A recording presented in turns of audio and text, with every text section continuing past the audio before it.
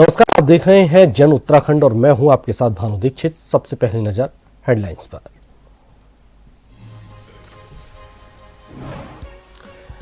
UGC के नए नियमों पर सुप्रीम कोर्ट की रोक, केंद्र और विश्वविद्यालय अनुदान आयोग को नोटिस, 19 मार्च तक सरकार से मांगा जवाब। नए आदेश तक 2012 वाले रूल ही रहेंगे लागू। मुख्यमंत्री धामी ने विभिन्न योजनाओं की समीक्षा, रोजगार स्वरोजगार पर दिया विशेष जोर, कहा अधिक से अधिक लोगों को स्वरोजगार से जाए जोड़ा।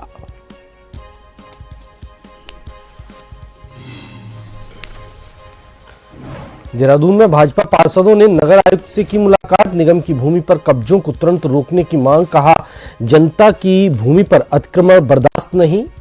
अतिक्रमण को लेकर भाजपा पार्षदों का विरोध।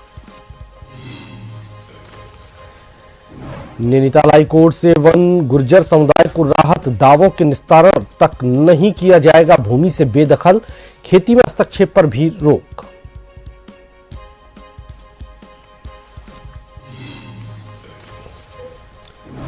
राज्य की पहली आइस हॉकी खिलाड़ी बनी वैष्णवी, राष्ट्रीय स्तर की प्रतियोगिता में लिया भाग लेकर क्षेत्र का बढ़ाया मान, डोईवाला लौटने पर किया भव्य स्वागत।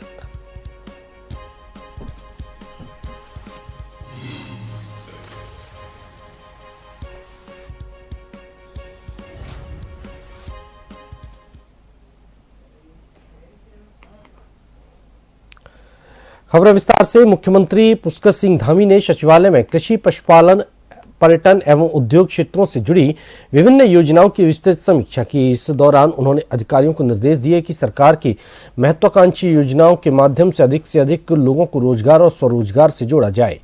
मुख्यमंत्री ने कहा कि जन जन की सरकार, जन जन के द्वार अभियान के तहत आम जनता तक योजनाओं की पूरी जानकारी पहुंचाई जानी चाहिए ताकि पात्र लोग इसका लाभ उठा सकें। मुख्यमंत्री ने युवाओं के कौशल विकास पर विशेष ध्यान देने और उन्हें स्वरोजगार के लिए अधिकतम अवसर उपलब्ध कराने के निर्देश दिए। उन्होंने स्पष्ट कहा कि सभी विभाग ये सुनिश्चित करें कि पात्र लाभार्थियों को योजना का समय पर और पूरा लाभ मिले।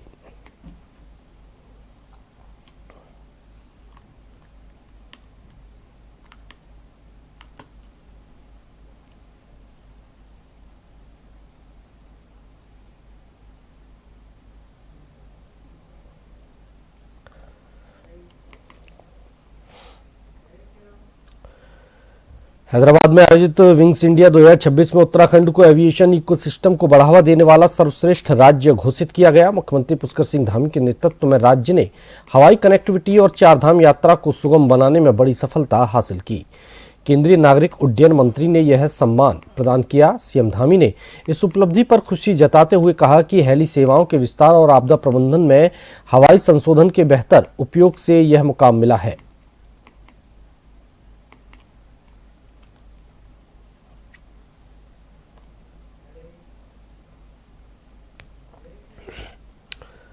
उत्तराखंड वन विकास निगम द्वारा राष्ट्रीय क्रेता विक्रेता वार्षिक सम्मेलन संवाद 2026 का आयोजन रामनगर के आम डंडा क्षेत्र में किया गया।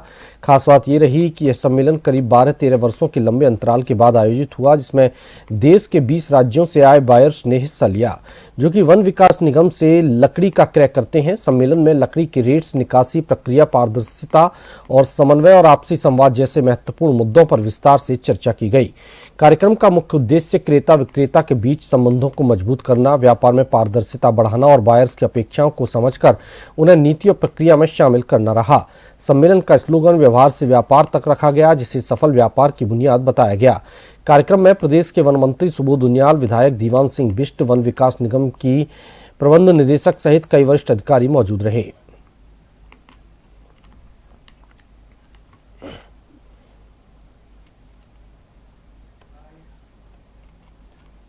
वन निगम राज्य का एक काफी लाभ देने वाला एक कॉर्पोरेशन है और जिसमें आप जानते हैं 71% क्षेत्र हमारा वनों से आच्छादित है और इसमें कुछ हम व्यावसायिक लकड़ियां भी उगाते हैं और कुछ जो जंगल में हम लोगों को जो वन विभाग जो वन निगम को लकड़ी अलॉट करता है उसको काटने का काम वन निगम करके उसकी बिक्री करने का काम करता है। और जिस तरह से लाभ देने में आज वन निगम काफ़ी तेज़ी से आगे बढ़ रहा है और आज एक अच्छा लाभांश सरकार को वन निगम के माध्यम से प्राप्त होता है। लेकिन अभी बहुत कुछ करने की आवश्यकता है, खासकर वियतनाम जैसे छोटे देश में जहाँ लकड़ी के उद्योग से कई बिलियन डॉलर का वो लोग एक्सपोर्ट कर रहे हैं। तो हम लोग भी पिछले दिनों वियतनाम गए थे और एक नीति हम बना रहे हैं वुड बेस्ड इंडस्ट्री को किस तरह आगे बढ़ाया जाए इस राज्य में।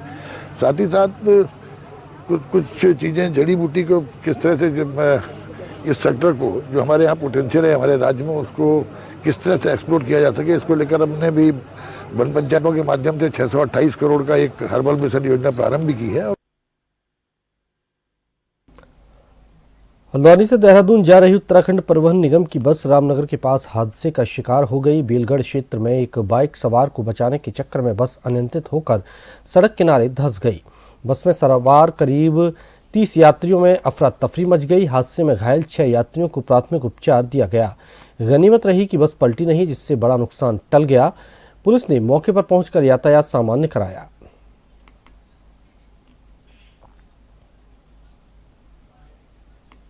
से देहरादून को जा रहे थे, एक बाइक वाला आया आगे और एकदम उसको बचाने के चक्कर में ड्राइवर ने एकदम साइड बदल दी तो झटका लगा। थोड़ी हाथ में झटके तो आए रहे, थोड़ा मेरी भी यहाँ दर्द हो। ये हम हल्द्वानी से आ रहे थे, हरिद्वार की ओर जा रहे हैं। ये बाइक आ गई बीच में, ड्राइवर ने बचाने के चक्कर में गाड़ी जो है किनारे चली गई। लक्सर वन विभाग की टीम ने क्षेत्र में अवैध पेड़ कटान की सूचना पर छापेमारी करते हुए शीशम से लदी एक ट्रैक्टर ट्रॉली को पकड़ा है। लक्सर वन क्षेत्र अधिकारी महेंद्र गिरी ने जानकारी देते हुए बताया कि सूचना मिली थी कि खानपुर के शेरपुर बेल्ला गांव के पास अवैध तरीके से पेड़ों का कटान किया जा रहा है, जिस पर कार्रवाई करते हुए वन विभाग की टीम ने एक शीशम के पेड़ से भारी ट्रैक्टर ट्रॉली को पकड़ा। उन्होंने बताया इस दौरान भनक लगते ही आरोपी ट्रैक्टर ट्रॉली को छोड़कर मौके से फरार हो गए। उन्होंने बताया आरोपी ट्रैक्टर चालक की पहचान हो चुकी है, साथ ही अन्य लोगों की भी पहचान की जा रही है।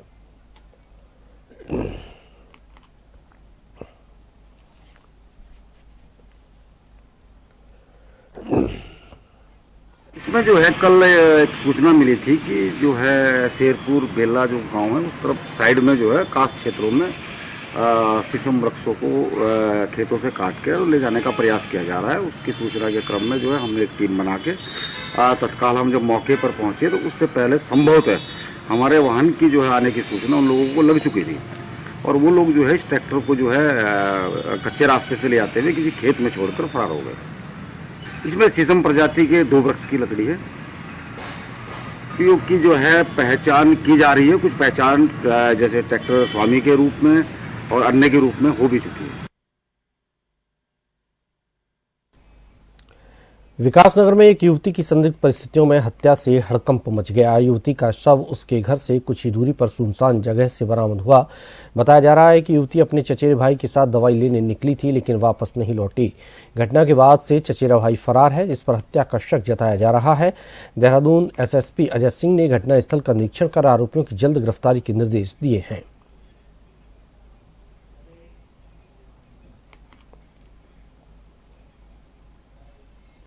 कल रात्रि करीब 11:15 बजे सूचना प्राप्त हुई थी कि एक लड़की की डेड बॉडी मिली, जो यहाँ पर बोक्सा गांव है, वहाँ पर 300-400 मीटर गांव के बाहर मिली थी। पुलिस ने मौका का निरीक्षण किया। एक लड़की, इसकी पहचान मनीषा नाम से हुई थी। वो शाम को अपने गाँव के ही रिश्तेदार जो लगते हैं दूर डिस्टेंस, उनके साथ वो गई थी 6:30 बजे मोटरसाइकिल के साथ। तो इसके बाद वो वापस नहीं है। तो ढूंढ खोज के बाद जब डेड बॉडी मिली तो पुलिस मौके पर पहुंची थी और जिस तरह से ये हत्या की गई थी और जो व्यक्ति साथ में गया था सुरेंद्र नाम का, जो भी प्रकाश में आया है, वो लगातार अभी ट्रेस नहीं है, फरार है। और साथ ही साथ मोटरसाइकिल भी यहाँ बरामद हो गई थी। एक वहाँ पर हसिया टाइप की मिला था जिसकी भी पहचान हुई, किस लड़के द्वारा 2-3 दिन पहले लिया गया था। किन परिस्थितियों में कांड किया गया, क्यों इस तरह से वार किया गया, एक बार जो फरार है अभी उसकी तलाश के बाद ही ये चीज़ें स्पष्ट हो पाएंगी। बाकी परिजनों से भी, गाँव के लोगों से भी जानकारी की जा रही थी। मुझे लगता है शीघ्र उसके मिलने के बाद सभी चीज़ें स्पष्ट हो पाएंगी। मुख्यमंत्री चैंपियनशिप योजना के तहत चल रही खेल प्रतियोगिता के अंतर्गत आज गुरुवार को लोहाघाट और चंपावत विधानसभा की टीमें फुटबॉल कोच नितेश ढेक के नेतृत्व में पिथौरागढ़ के लिए रवाना हुई। 16 सदस्यीय लोहाघाट विधानसभा की टीम को कांग्रेस जिला अध्यक्ष चिराग फर्त्याल, सभासद सुरेश फर्त्याल और आशीष राय ने हरी झंडी दिखाकर रवाना किया। टीम कोच और खिलाड़ियों को शुभकामनाएं दी। सभी अतिथियों ने कहा कि लोहाघाट फुटबॉल का गढ़ माना जाता है। कई बेहतरीन खिलाड़ी लोहाघाट ने दिए हैं। उन्होंने कहा टीम कोच ढेक के नेतृत्व में लोहाघाट विधानसभा टीम के खिलाड़ी बेहतरीन प्रदर्शन करेंगे। उन्होंने सभी खिलाड़ियों और युवाओं से अधिक खेलों से जुड़ने और नशे से दूर रहने की अपील की। कोच नितेश ढेक ने कहा कि उन्हें पूरा विश्वास है दोनों विधानसभा की टीम पिथौरागढ़ में अपना सर्वश्रेष्ठ प्रदर्शन कर जिले का नाम रोशन करेंगी।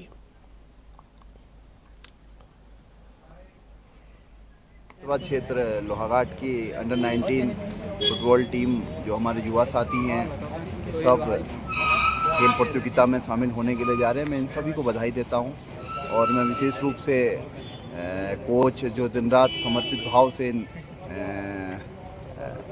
छात्रों के हित के लिए काम करते हैं, मैं उनको भी धन्यवाद देता हूं और मुझे भरोसा है ये लोग लोहाघाट का नाम रोशन करेंगे। काफ़ी अच्छी अपेक्षा है जिस हिसाब से अभी हमारे भाई जो कोच हैं यहाँ को नितिन ढेक जी, इनके द्वारा लगातार बच्चों को ट्रेन किया जा रहा है और बच्चों में भी काफ़ी उत्साह है और हमें उम्मीद है कि यह जो है वहाँ से ट्रॉफी जीत के आएंगे और इनको हम शुभकामनाएं देते हैं। और जो भी यहाँ को युवा इन वीडियो को देख रहे हैं, हम उनसे ये निवेदन भी करेंगे कि आप भी आइए मैदान में, इनकी तरह नशे से दूर रहिए और खेल की ओर आगे बढ़ते रहें। को देखते हुए कांग्रेस पार्टी ने अपनी राजनीतिक गतिविधियां तेज कर दी हैं। सोमवार को प्रदेश कांग्रेस कार्यालय में पार्टी के प्रदेश अध्यक्ष गणेश गोदियाल के साथ कांग्रेस के सभी वरिष्ठ नेताओं ने संयुक्त रूप से एक प्रेस वार्ता की। प्रेस वार्ता के दौरान कांग्रेस नेताओं ने ऐलान किया कि पार्टी भ्रष्टाचार, महिला उत्पीड़न, महंगाई और बेरोजगारी जैसे जनहित के मुद्दों को लेकर 16 फरवरी को राजस्थान का घेराव करेगी। इसके साथ ही कांग्रेस पार्टी ने आगामी 3 महीनों तक प्रत्येक विधानसभा क्षेत्र में जन आंदोलन चलाने की रणनीति भी घोषित की है। इस दौरान स्थानीय स्तर के मुद्दों के साथ साथ राज्य स्तरीय समस्याओं को उठाकर जनता को जागरूक किया जाएगा।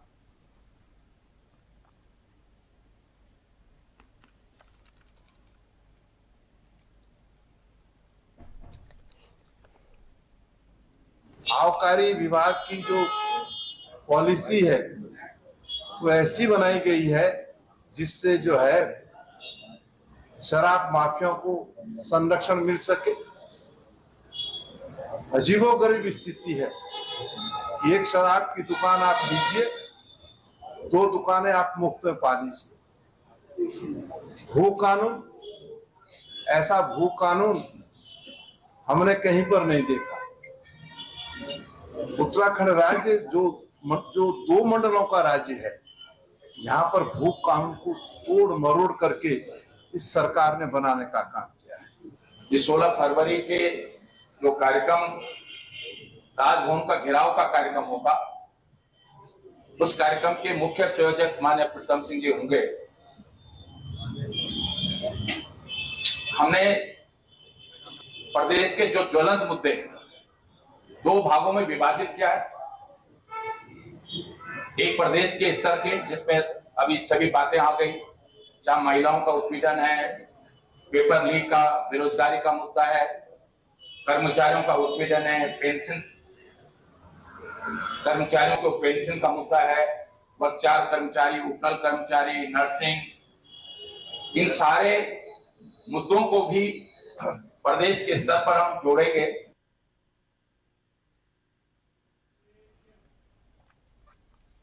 रामनगर में करणी सेना द्वारा यूनिवर्सिटी ग्रांट कमीशन से जुड़े प्रस्तावित बिल के विरोध में तहसील परिसर में धरना प्रदर्शन किया गया। प्रदर्शन के दौरान करणी सेना कार्यकर्ताओं ने एसडीएम प्रमोद कुमार के माध्यम से राष्ट्रपति को एक ज्ञापन प्रेषित किया। धरने को संबोधित करते हुए करणी सेना के प्रदेश अध्यक्ष सूरज चौधरी ने आरोप लगाया कि यूजीसी के नाम से तैयार किया गया यह बिल सवर्ण समाज के छात्रों के खिलाफ है और इससे उनके भविष्य पर गंभीर प्रभाव पड़ेगा। उन्होंने कहा कि इस कानून से जातिवाद को बढ़ावा मिलेगा और सवर्ण छात्रों के साथ अन्याय होगा।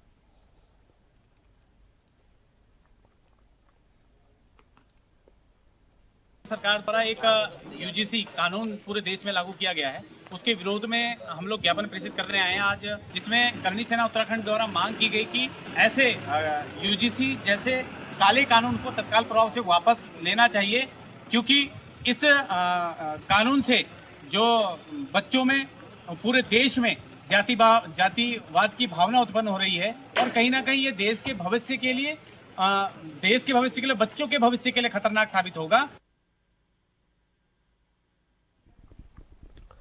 देहरादून नगर निगम की जमीन पर अवैध अतिक्रमण को लेकर भाजपा पार्षदों में गुस्सा है, जिसे लेकर पार्षदों ने नगर आयुक्त नमामि बंसल से मुलाकात की और निगम भूमि पर कब्जों को तुरंत रोकने की मांग की। साथ ही अतिक्रमणकारियों और भूमाफियाओं पर सख्त कार्रवाई की मांग की।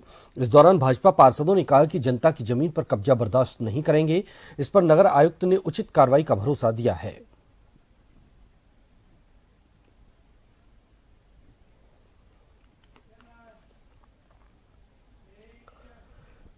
हल्द्वानी में जिला पंचायत बोर्ड बैठक हुई। इस बैठक में जिले के जिला पंचायत सदस्य सहित विभिन्न विभागों के अधिकारी मौजूद रहे। इस दौरान आवारा जानवर, सड़क, बिजली, पानी, चिकित्सा सहित कई महत्वपूर्ण विषयों पर चर्चा हुई।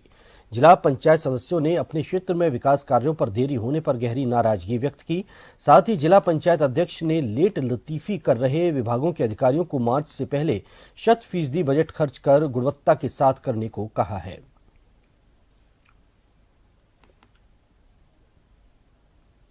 पहाड़ों में तो आपको पता ही कितनी समस्याएं रहती हैं, जैसे कि लोग कह रहे हैं हॉस्पिटलों में ये अपना स्ट्रेचर नहीं है, वहाँ पर एम्बुलेंस की समस्याएं हैं और कहीं कहीं जगह तो आप समझ लिए कुछ भी नहीं है वहाँ, मतलब डिपार्टमेंट भी ऐसा है कि कुछ भी काम नहीं कर रहा है और कहीं तो ऐसे है कि डॉक्टर भी नहीं है और आपके फर्स्ट एड की वहाँ व्यवस्था भी नहीं है। ऐसी स्थिति है। वो कुछ जैसे ओगलकाटा है, बिताल घाट है, वहाँ के मेंबर कह रहे थे कि हमारे यहाँ इतनी समस्या है कि लोग पेशेंट है, अगर थोड़ा सा भी उनको लगती भी है तो उसको मतलब आप हल्द्वानी लेके आना पड़ता है।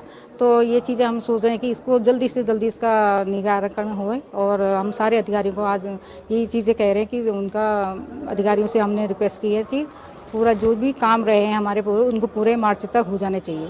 आज जिला पंचायत की योजनाओं के संबंध में सभी विभागीय अधिकारी और जनप्रतिनिधि, स्पेशली हमारी जिला पंचायत अध्यक्षा और ब्लॉक प्रमुख और जो हमारे सदस्य हैं जिला पंचायत के, उन सब लोगों की जो स्थानीय स्तर पे ट्रांसपोर्ट से संबंधित, पशुपालन से संबंधित, कृषि विभाग से संबंधित, वन विभाग से संबंधित या सड़क से संबंधित, इसी तरह की उनके जो प्रस्ताव हैं, जो उनकी समस्याएं हैं, विभागवार उनको अवसर दिया जा रहा है कि एक तो लोगों में जागरूक किया जाए कि क्या योजनाएं सरकार, राज्य सरकार माननीय मुख्यमंत्री जी और केंद्र सरकार माननीय प्रधानमंत्री जी के मार्गदर्शन में ये राज्य हम लोग आगे बढ़ाने के लिए जितनी योजनाएं हैं, सबसे पहले उसको लोगों तक पहुंचाया जाए, सभी लोगों को ये बताया जाए कि आप किन योजनाओं से आच्छादित हो सकते हैं।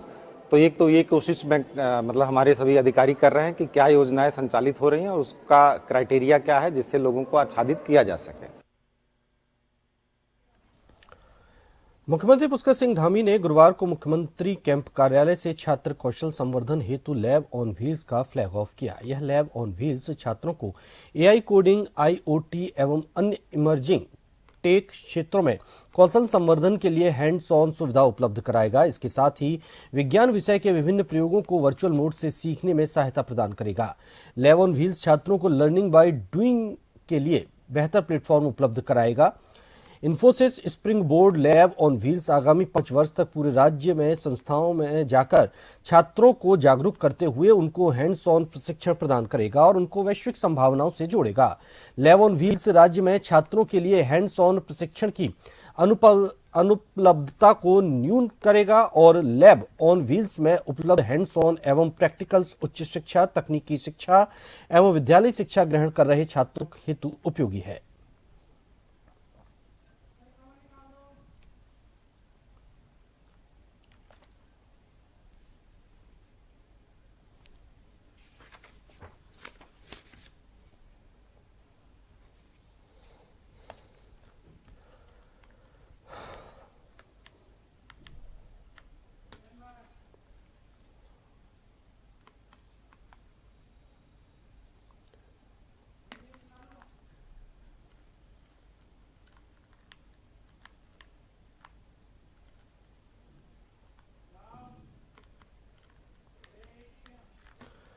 न्यायालय ने NH 309 टांडा चौराहे चिलकिया के चौड़ीकरण से प्रभावित होने वाले याचिकाकर्ताओं को बड़ी राहत दी है।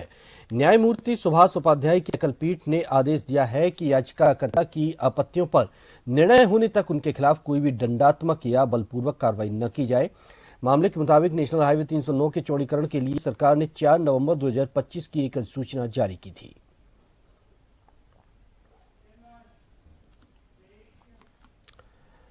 आगामी फायर सीजन को लेकर जहां वन विभाग द्वारा विभिन्न क्षेत्रों में गोष्ठियों और जन जागरूकता कार्यक्रमों का आयोजन किया जा रहा है, वहीं वन पंचायत सरपंच संगठन ने विभाग की कार्यप्रणाली पर गंभीर सवाल खड़े किए हैं। संगठन के प्रदेश अध्यक्ष घनानंद शर्मा ने सल्ट में आयोजित एक प्रेस वार्ता के दौरान वन विभाग पर फायर सीजन के लिए मिलने वाली धनराशि के दुरुपयोग का आरोप लगाया।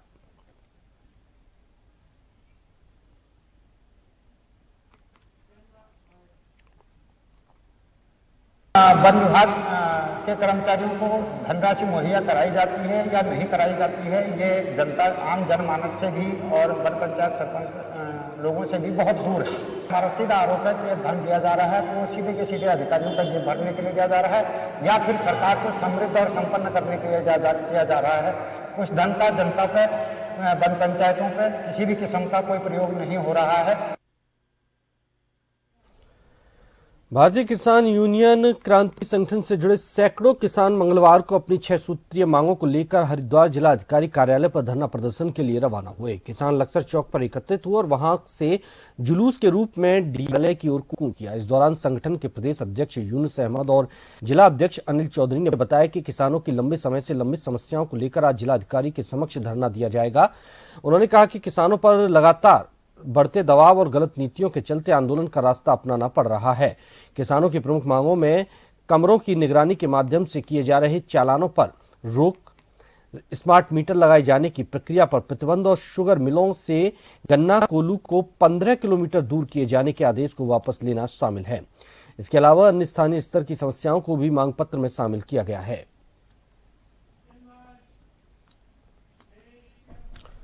यूजीसी के नए नियमों का विरोध करते हुए मुख्यमंत्री की विधानसभा चंपावत में व्यापारियों और स्थानीय लोगों ने गांधी चौराहे पर जोरदार प्रदर्शन किया। जिला व्यापार उद्योग व्यापार मंडल और नगर व्यापार संघ के पदाधिकारियों ने इसे सवर्ण विरोधी करार देते हुए रोल बैक यूजीसी के नारे लगाए। प्रदर्शन करते हुए कहा कि सवर्ण सामान्य वर्ग के साथ भेदभावपूर्ण और सवर्ण विरोधी है। इससे सामान्य वर्ग के छात्रों के लिए अलग शिकायत तंत्र नहीं है, जिससे दुरुपयोग का खतरा है।